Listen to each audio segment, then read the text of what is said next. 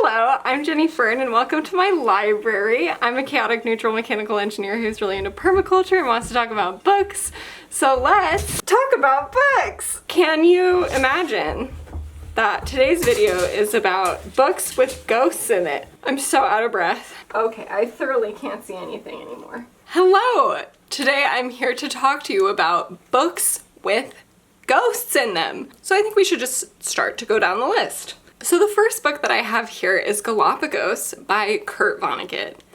This book is told from the perspective of a ghost. It is such a weird narrator. There's this level of detachment, the incredibly long time span that a ghost entity could have, a perspective that I didn't know this book needed.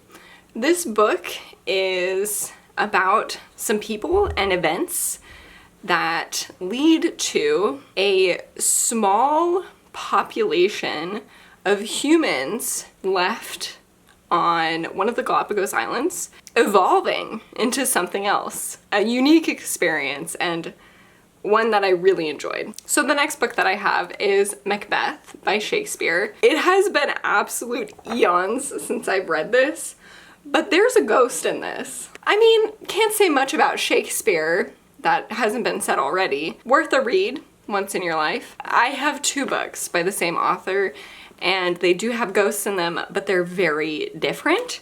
So the first book I have is Orange World by Karen Russell. This is a short story collection and one of the stories in this collection features ghosts. So the story in this book that features ghosts is called The Prospectors. It's pretty spooky. It's like an actual ghost story. There are so many really wonderful stories in this. The Bad Graft is kind of about a woman becoming a cactus. There's a Bog Girl about a boy who falls in love with like a bog girl, like an Irish bog girl. The Gondoliers I thought was really excellent. Other Karen Russell book that has ghost in it is Swamplandia. Like our main character is a little girl and her sister's boyfriend is a ghost. She gets really into this book all about contacting the other side. She gets really obsessed with that. My neighbor across the street is doing yard work. Hopefully you can't hear it. This is more of like a ghost in a more realistic, real world setting than it is like a true, fun, goofy ghost story. The next book that I have is Sabriel by Garth Nix.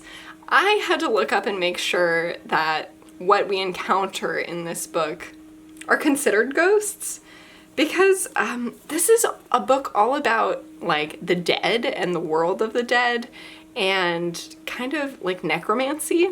There's just a lot of death, dead beings, dead entities. It's a very inventive story with a so wholly fleshed out world. Then I have something more on the cozy side, and that is Before the Coffee Gets Cold by Toshikazu Kawaguchi.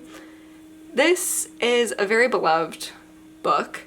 It's a Japanese translated fiction about a magical coffee shop that allows visitors to the coffee shop to travel back in time while they were still at the coffee shop and be able to get some resolution, have a necessary conversation, that kind of thing. They can't actually change the future or any outcomes. They can kind of use it as therapy. There is a woman at the coffee shop who is a ghost. She is a ghost because she did not return to her proper time before the coffee got cold. So there is a ghost in this book, and it is a very inventive way of having a ghost character. So here I want to mention a few books that I don't own but feature ghosts. One of those is Flying Witch. Flying Witch is a very cozy slice of life manga about a young witch trying to improve in her craft and all of the people around her, one of which is a ghost who works at a cafe, which is why Before the Coffee Gets Cold reminded me that I should probably talk about this book. I have some other graphic novels as well that feature ghosts that I've read and I don't own. One so quintessential, especially considering this, is Sheets by Brenna Thumler. This is a very ghost-centric graphic novel. One of the main characters is a ghost. It is a little bit about death and fears, and there is this really cool portrayal of the ghost world. Another graphic novel that I've read with ghosts is Taproot, about a man who works at a plant nursery and he's able to see ghosts and communicate with ghosts. So he kind of has a ragtag collection of ghosts who he's kind of like taken into his life as friends. And although I didn't connect a ton with this story, it is very ghost-centric. So now we have The Dead Fathers Club by Matt Haig. That's based off of Hamlet. So our main character in Dead Fathers Club is an 11-year-old boy named Philip, and the ghost in this book is Philip's dad. I don't remember the plot of this book super well. I read it several years ago, but I did enjoy it. It was a good story, but I just have to say, not really a big standout. Next I have The Graveyard Book by Neil Gaiman. This is a wonderful children's, but also so big and dense book, all about a boy named Nobody who lives in a graveyard and is basically raised by ghosts. So there's all sorts of different stories about the ghosts that inhabit this graveyard. Next I have Twixt by S.E. Dimer. This was such a unique reading experience for me, and I don't think I've ever heard anybody talk about this book. This is a book kind of, again, all about death and like the underworld limbo. So there's many dead, ghostly characters in this book.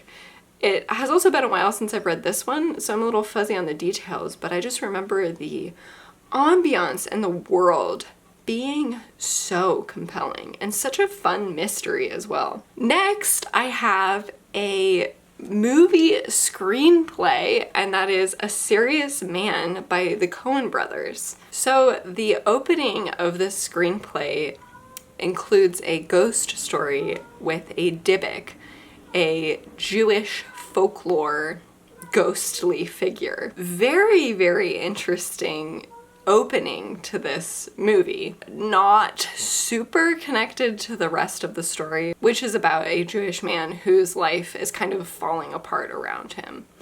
I read this book in a comparative literature class, and we paired A Serious Man with reading the Book of Job. The next book I have is The Halloween Tree by Ray Bradbury, and this features so many different aspects of Halloween, including witches. I could have included it in the witch video, but it does also include like ghostly apparitions and a lot of talk about the dead and the traditions around Halloween being associated with the dead kind of coming back and visiting. This is such a whimsically written lyrical book. Then I have a graphic novel, Anya's Ghost by Vera Brogsol, and this was such a pleasant surprise for me. This is a story about a Russian immigrant girl who is in high school and she struggles with self-image. She meets the ghost of a girl that's about her age, but from like 100 years ago. And she starts hanging out with this ghost girl, and then things are not quite as they seem. I love the path that this story chooses to take. I thought it was really, really fun. There's Ghosts in Green Glass House, and this is by Kate Milford. This is a really, really pleasant middle grade story about a young boy named Milo who is adopted. He lives in this really interesting. It's kind of like an inn, I think. Yes, an inn. And it's in this location, I think it's called Smuggler's Cove. Oh, it's Smuggler's Inn, where there is like this history of smuggling. The setting is really cool. There are these fun little mysteries. Oh god, the way that I have to stand over. Oh my god, no! I threw all my books on the floor. Those are all the books that I had to share with you today. I feel like that was quite a lot. Got a lot of books about ghosts. And I don't know what's next, because I was thinking like, you know, vampires, but I haven't read that many books about vampires, but witches and ghosts for sure. Anyway, I'll give it a think. Until then, thank you so much for watching. I hope you enjoyed this. If you did enjoy this, consider sharing it with a friend who you think would also enjoy it. Consider liking and subscribing, and I will be back again soon.